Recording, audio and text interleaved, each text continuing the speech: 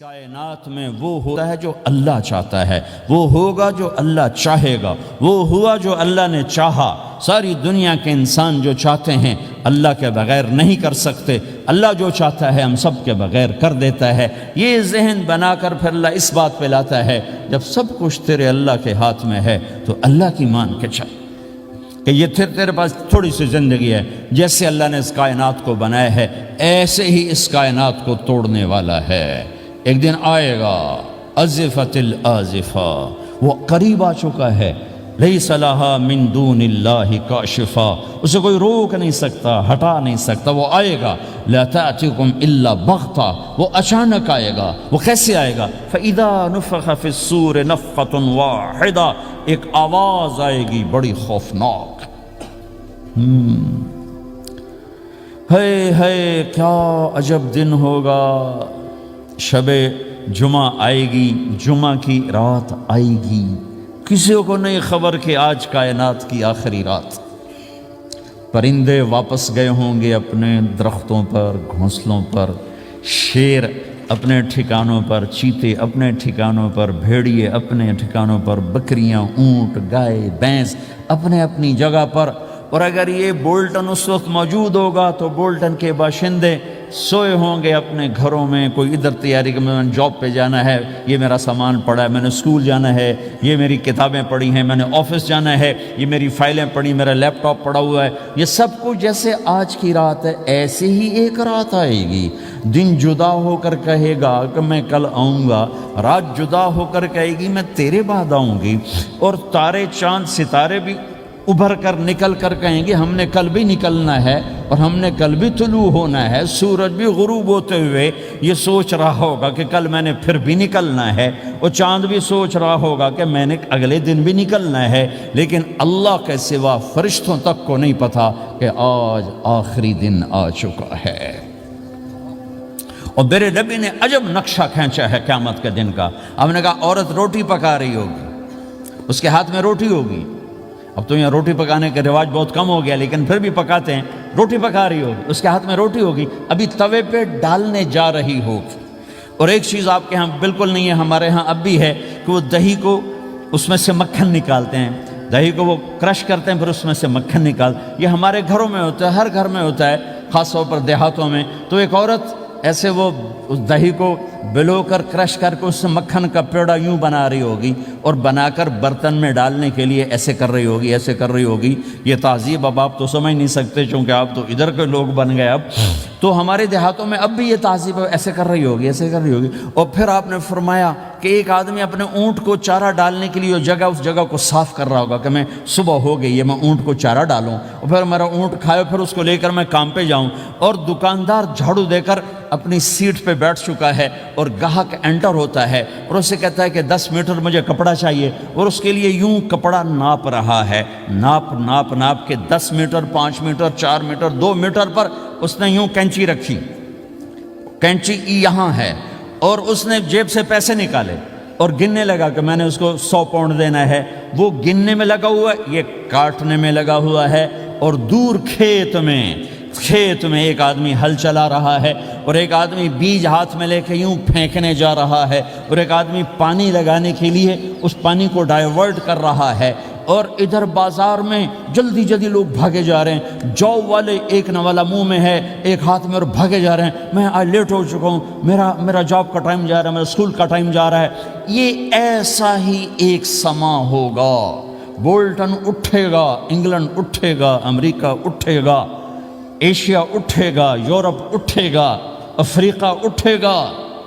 ہندوستان اٹھے گا، پاکستان اٹھے گا، Burma, Malaysia, Thailand, Indonesia اسی طرح اٹھیں گے جیسے روزانہ اٹھتے ہیں، پر اللہ کے سوا کسی کو نہیں پتہ کہ آج شام ہو گئی ہے۔ لہٰذا ایسے، اور ایک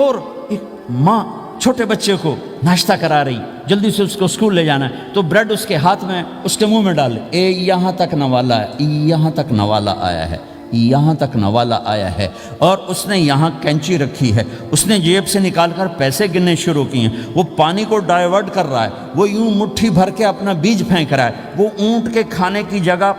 گھاس چارہ کھانے کی جگہ کو صاف کر رہا ہے، دکاندار دکان کا شٹر اٹھا رہا ہے، ایک شٹر اٹھا کے بیٹھ چکا ہے، ایک دکان کے اندر جھاڑو دے رہا ہے، صفائی کر رہا ہے، اور ایک اپنے سودے گن رہا ہے، ایک اپنے پیسے گن رہا ہے۔ بادشاہ سلامت تاج پہن کر اپنے تخت کو چلنے کے لیے روانہ ہو رہے ہیں، اور آگے پیچھے ان کے باڈی گارڈز کھڑے ہوئے ہیں، اور وہ پورا اسکواڈ کھڑا ہوا ہے، اور ادھر بازار میں کھیت میں ہر چیز میں ایک رونق ہے، چہل پہلے، چڑیاں چوں چوں کر رہی ہیں، کوے کائیں کائیں کر رہے ہیں، فاختہ اڑ کے آ رہی، کبوتر اڑ کے آ رہے ہیں، چیل اڑ کے آ رہی، شیر نکلتا ہے شکار کے لیے، چڑیاں نکلتی ہیں دھانے کے لیے، سانپ نکلتا ہے چوہے کے لیے، چوہا نکلتا ہے اپنی غذا کے لیے، بلیاں نکلتی ہیں چھیچڑے کے لیے، کتے نکلتے ہیں ہڈیوں کے لیے، انسان نکلتا ہے روٹیوں کے لیے، کہ ایک دم فَإِذَا جَاءَتِ الطَّامَّةُ الْكُبْرَى، ایک دھماکہ ہوگا،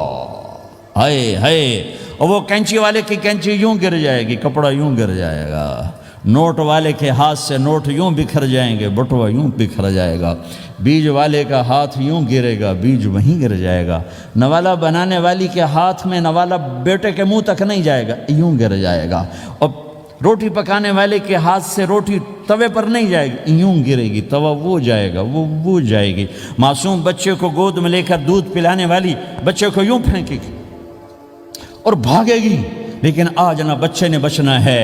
نہ ماں نے بچنا ہے، بوڑھے ماں باپ کو چھوڑ کے لوگ بھاگیں گے، بیویوں کو چھوڑ کے خامند بھاگیں گے، خامند کو چھوڑ کے بیوی بھاگے گی، دشمن کو دشمن یاد نہ رہے گا، یار کو یار یاد نہ رہے گا، اور ہندوستانی کو ہندوستان یاد نہ رہے گا، پاکستانی کو پاکستان یاد نہ رہے گا، وہ آواز ایک دم تیز ہوگی، تیز ہوگی، تیز ہوگی، تیز ہوگی،